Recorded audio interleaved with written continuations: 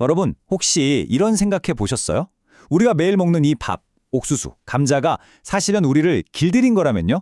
이건 인류가 단순히 식물을 재배한 이야기가 아닙니다. 식물과 인간이 함께 아주 아슬아슬한 진화에 춤을 춰온 이야기죠. 지금부터 그 놀랍고도 비밀스러운 무대 뒤편으로 여러분을 초대합니다. 그렇죠. 우리는 지난 1만 년 동안 스스로를 자연의 지배자라고 여겨왔습니다. 특히 농업은 그 정복의 가장 큰 상징이었잖아요. 그런데 말이죠. 만약에 그 모든 이야기가 사실은 정반대라면 어떨까요? 식물이 우리 인간을 이용해서 이 지구를 정복한 거라면요? 이게 바로 오늘 우리가 파헤쳐볼 이야기의 핵심 질문입니다.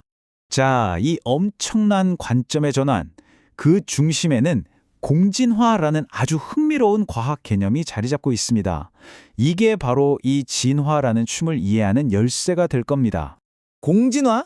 말이 좀 어렵나요? 쉽게 말해서 함께 진화한다는 뜻인데요. 마치 끝없는 탁구 게임 같은 거예요. 한 종이 공을 넘기면 다른 종이 그걸 받아치면서 자기 스타일을 살짝 바꾸죠. 그럼 처음의 종도 그 변화에 맞춰서 다시 공을 넘겨야 하고요. 이렇게 서로 영향을 주고받으면서 함께 변해가는 것. 이 끊임없는 대먹임고리가 바로 공진화의 핵심입니다. 여기 보시면 공진화의 두 가지 얼굴을 볼 수 있는데요. 하나는 서로 윈윈하는 협력의 춤, 바로 상리공생입니다. 특정 꽃과 새가 서로에게 완벽한 파트너가 되는 것처럼 말이죠. 그리고 다른 하나는 생존을 건 경쟁의 질주입니다.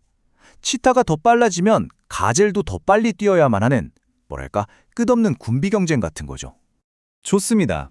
그럼 이제 이 공진화라는 새로운 렌즈를 끼고 우리에게 가장 익숙한 작물들의 숨겨진 이야기를 한번 들여다볼 시간입니다.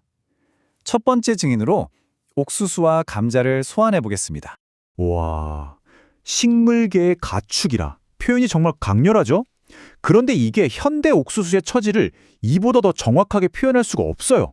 왜냐하면 오늘날의 옥수수는요, 인간의 손길이 없으면 단 한 세대도 살아남지 못하거든요. 옥수수와 인류가 맺은 계약서 내용을 한번 들여다볼까요?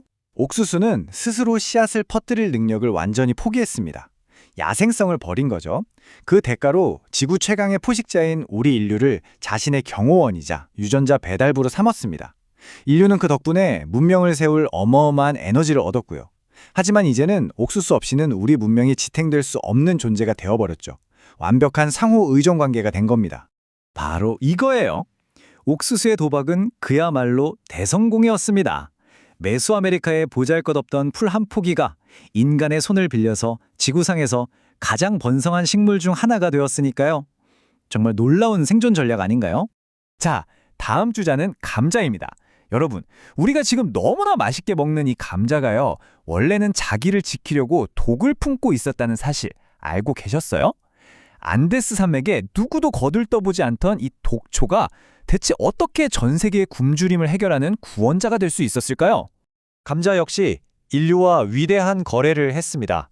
자신을 지키던 독을 버리는, 이건 정말 엄청난 진화적 도박이었죠. 그 대가로 인류의 보호 아래 척박한 땅에서도 살아남아서 전 세계로 퍼져나갔습니다. 그리고 인류는요, 이 작은 감자 덕분에 굶주림에서 벗어났고 산업혁명이라는 거대한 역사의 기관차에 연료를 댈 수 있었던 겁니다. 이 문장 하나가 모든 걸 말해주네요. 그쵸? 작은 땅속 덩이줄기 하나가 유럽의 역사를, 아니 전 세계의 역사를 뒤흔든 겁니다. 이것이야말로 공진화가 가진 어마어마한 힘이죠. 우리의 탐사는 계속됩니다. 이번에는 좀 더 뭐랄까요? 복잡하고 흥미로운 관계를 맺고 있는 식물들이 등장합니다. 바로 담배와 쌀입니다.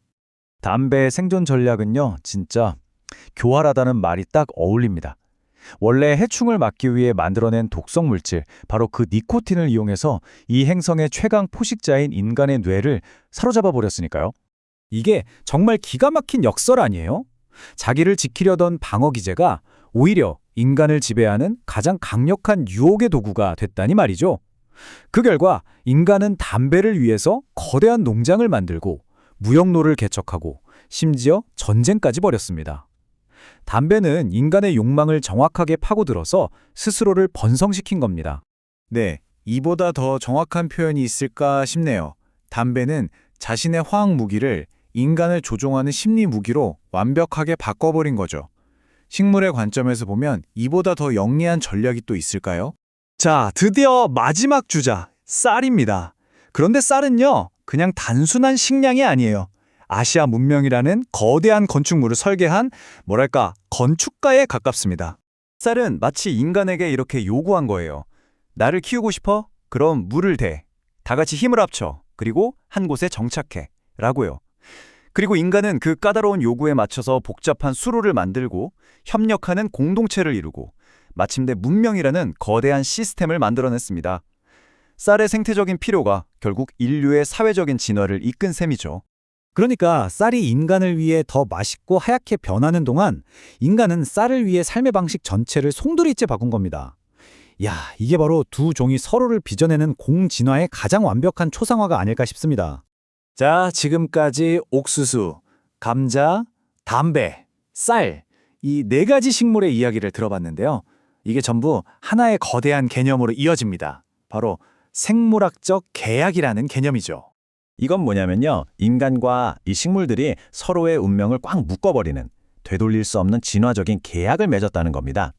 이 계약은 양쪽 모두에게 엄청난 번영을 가져다 줬지만 동시에 서로의 운명에 족쇄를 채운 아주 위험한 운명 공동체를 만들었다는 뜻이기도 해요.